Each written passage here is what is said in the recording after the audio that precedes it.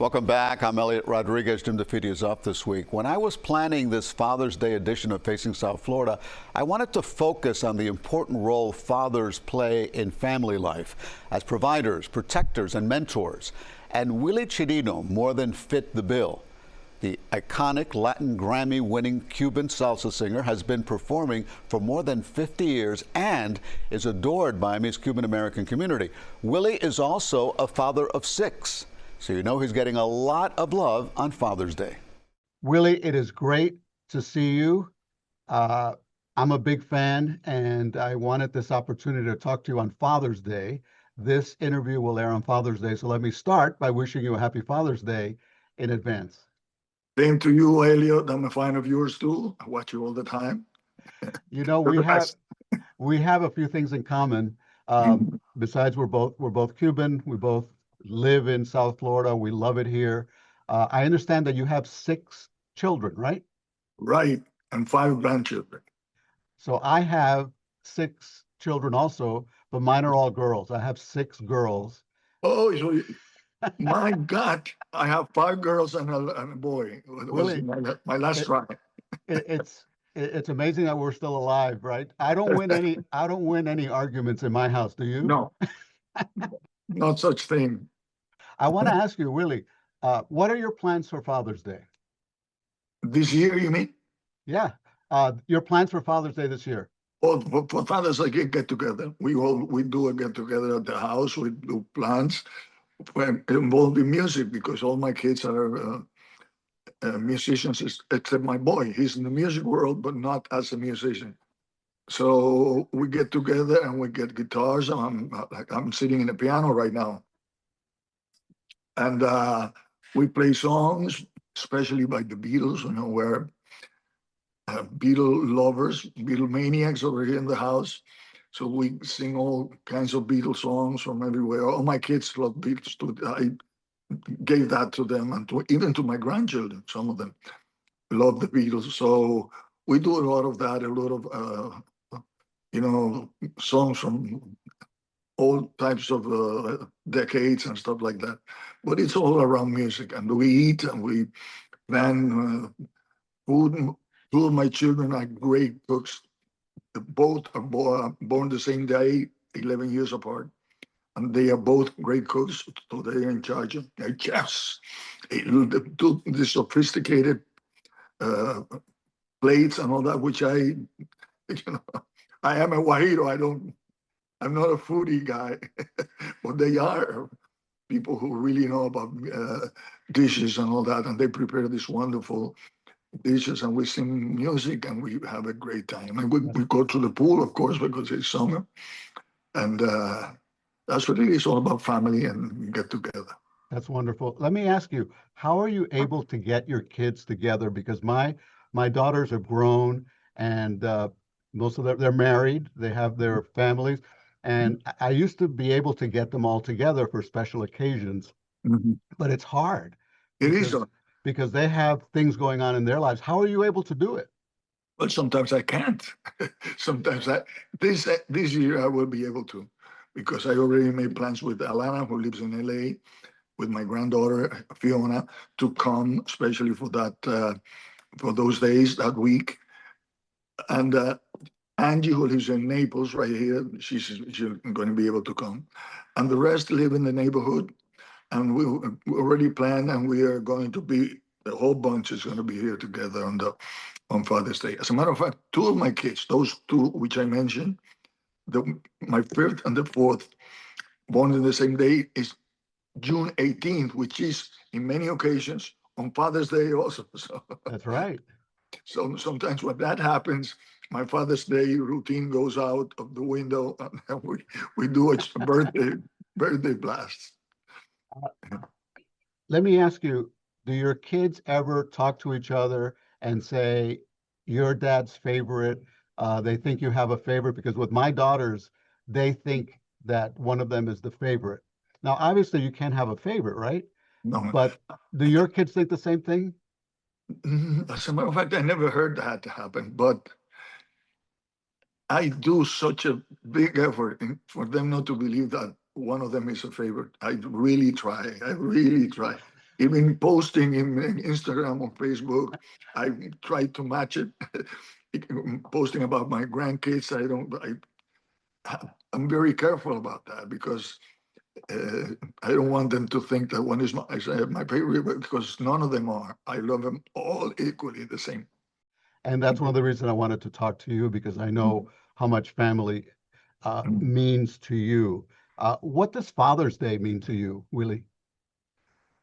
Father's Day being a father, or the responsibilities about being a father, about being able to share quality time with them, being able to share my experiences, to give them the certain knowledge that I have acquired in time, because I've lived a life full of like everything, full of good things and bad things, and I want them to experience most of the good things. I won't be able to make them all good because it doesn't happen. It's impossible.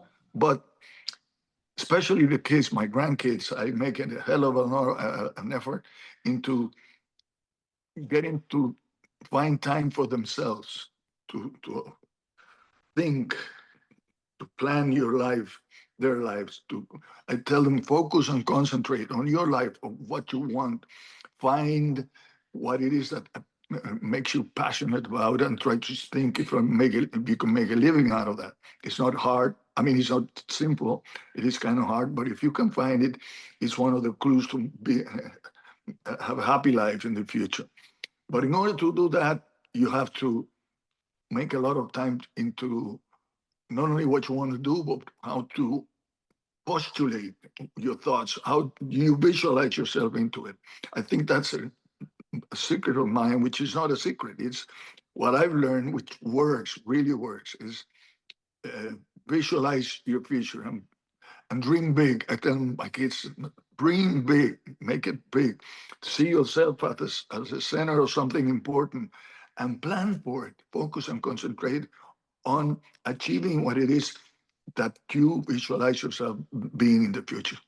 You know what? That is so true, because my parents, came to this country, from Cuba, Mm-hmm. and they had a sixth grade education. Just came here and worked hard. My father owned a bodega Oh, yeah. in the Bronx, in New York. And what I'm most grateful to them is that they allowed me to do whatever I wanted to do, to dream and to find my career. If I had told my parents when I was going to college, oh, I want to study to be a journalist, they had Mhm. no idea what that was about, but they didn't stop me. They encouraged me to follow my dream, and they taught me by setting an example. They didn't lecture me, but I learned from watching them. Exactly. In my case, was a little different because Yeah. I don't come from a musical family at all, at all. My father was a lawyer, graduated from the University of Havana. My mother was a pharmacist, graduated from the University of Havana. They had no notion of how to evaluate my musical talents. So they always said, well, how about if this music thing doesn't work out? What are you going to do? So they made me go to college. And I chose what career should I choose in order to not to be bored in school, because I know I wasn't ever going to do anything but a musician. But I chose marketing advertising because advertising has a lot of artistic value Sure. into it. I Mm, want to ask you about your father, because you mm, actually wrote a song about when you left Cuba. Your father dressed you up like a little sailor, and you left as part of Pedro Pan. You absolutely. left by yourself, 14 years old, all alone, leaving, not really understanding, I would think, not really understanding what was going on, because at that age, to see what happened in Cuba, just the country just turned around. Um, how grateful are you to your parents, your father? Since we're talking about Father's Day, did your Uh, father give you advice when you left? that they actually chose my path in those early hard years, and they chose to do something which is very hard. And I sometimes, my wife and I, we have a discussion about it, and agree with what they did. Sometimes she doesn't agree because it is very hard for a kid to all of a sudden leave your. We're not um, refugees of necessity of economic situation. We are political exiles. So we had a good life in Cuba before Castro, or even after the first couple of years of Castro. I was starting to uh, develop relationships with girls at the time. I have my little girlfriend and partied with my friends and all that. And it was hard for me to leave. But Eliott, listen to this. We were convinced that uh, government declared communist 90 miles away of the United States wouldn't survive very long. So I said to my friends, I'm leaving. I'm going to go to the United States for maybe 6 months at the most, and I'll be back because, Castro and the revolution cannot survive 90 miles away after declaring themselves a communist government. So that made it a little less painful, but it was very dramatic. When we come back, how does he do it? How has Willy Chirino balanced his role as a husband, father of 6, grandfather of 5, and a successful career as an internationally known singer? What he told me next. In my interview with Willy Chirino, I asked him how he's managed a career as an internationally known singer with his responsibilities as a father of 6. Here's what he told me. It is not easy. It is not easy. I know that, because we have to travel sometimes weeks ahead of outside of the household. But as long as you deliver quality time to them, as long as you let them know every day, like I do, not every day, every hour sometimes, that you love them, that you are, there for them. I do that every day with all my kids to make sure that they know that in me they have someone they can trust and they can hold on to in case they fall or they have any kind of problems. So that makes up for the times that I've been away because I had to work, and work is part of the survival. But I made it up with being extremely loving to them. I remember my older daughter used to call me my ever-kissing father. Oh, my God, stop it. And I used to hold them and kiss them because I am like that. And that, I think, makes up with the times that I have been absent because of work. Would you consider yourself a strict father? Not at all. I mean, they can make anything they want with me. I don't care. I have some stories about that you want to hear. But even my daughters relating to me and my grandkids, they say, "Why did you do that?" Because I give them whatever the hell they want. Whatever. I'm not a strict father at all, in any way, shape, or form. Yeah, I'm the same way. I'm not strict. My parents weren't strict with me, but the line that I would always use with my girls when they were little, wait until I tell your mother.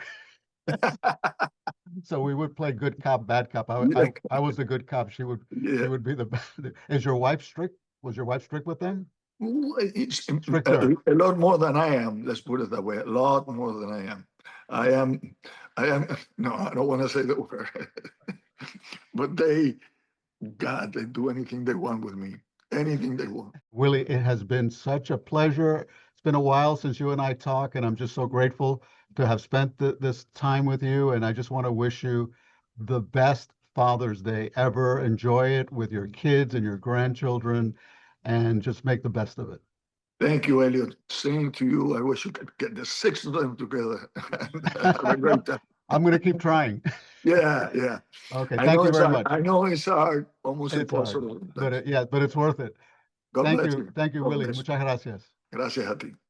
At age 78, Willie is still writing songs, still performing and touring, but the good father that he is always makes family his first priority. And I hope he enjoys Father's Day surrounded by his wife, his children, and grandchildren. And that's all the time we have today. Happy Father's Day to all the dads who are watching. You can watch me during the week on CBS News Miami at 5, 6, and 11. Enjoy the rest of your day.